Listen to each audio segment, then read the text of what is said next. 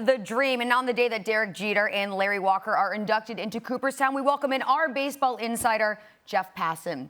Okay, Jeff, the legacy of the Yankees captain has been well documented, but as you think back on his 20-year career, what stands out the most to you? To me, it was his consistency and his knack for big plays. And, you know, it's all the way to the end. Like, the last hit of his career he got was a walk-off RBI. And the Jeffrey Mayer play is going to live on in lore and legacy forever. And the fact that he would go deep into the hole and do the jump throw is like, if that happened today, it would be a meme. Like Jeter into the hole, just doing the jump and making the throw. And diving into the stands and the backhand toss home. You know, to me, to be a Yankee legend takes iconic plays. And Derek Jeter was just full of those. And I understand that our producer on this program, Greg Colley, is a Red Sox fan and is sitting here as I'm saying this right now, rolling his eyes so hard that they are falling out the back of his head. That's what Derek Jeter does to other fan bases. They hate him, but they respect him too. Mm-hmm.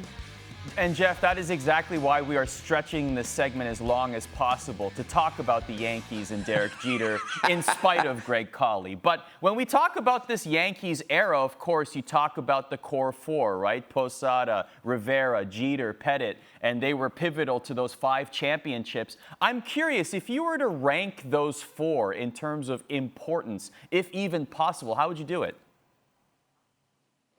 I mean, Jeter's number one. He's a shortstop. He is one of the best shortstops of all time. Played the position for 20 years. Not quite as well at the end, but, you know, we all get old. Mariano Rivera is number 2, and it pains me as somebody who is steeped in statistics to put a closer that high, but what Mariano Rivera did in the postseason was unprecedented and will be unmatched going forward. He was an absolute god in October. The last, like, look, Jorge Posada, I'm probably going to give him the nod, but no, you know what? I'm going to give it to Andy Pettite.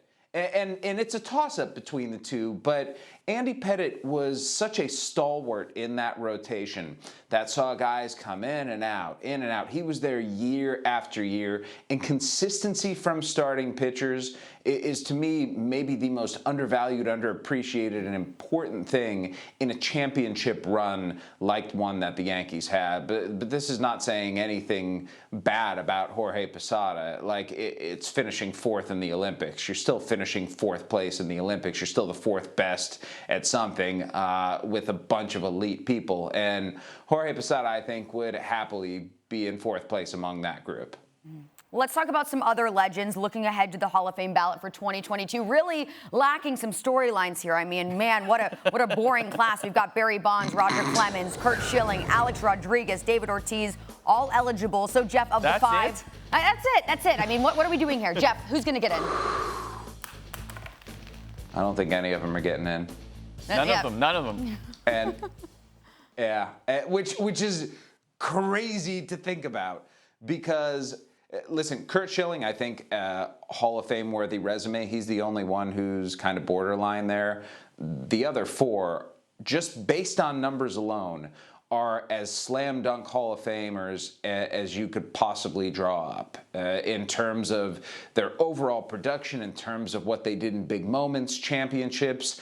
They've got everything. And the specter of performance-enhancing drugs, with David Ortiz having tested positive, with Alex Rodriguez having been suspended, with Barry Bonds and Roger Clemens having that hanging over them, I think still, remember, you have to have 3 out of every 4 voters vote for you. And as we've seen with Bonds and Clemens, it's almost like they're hitting this ceiling where they're just not going to be higher. I think David Ortiz probably has the best chance of anyone, but I think this may be an O for class.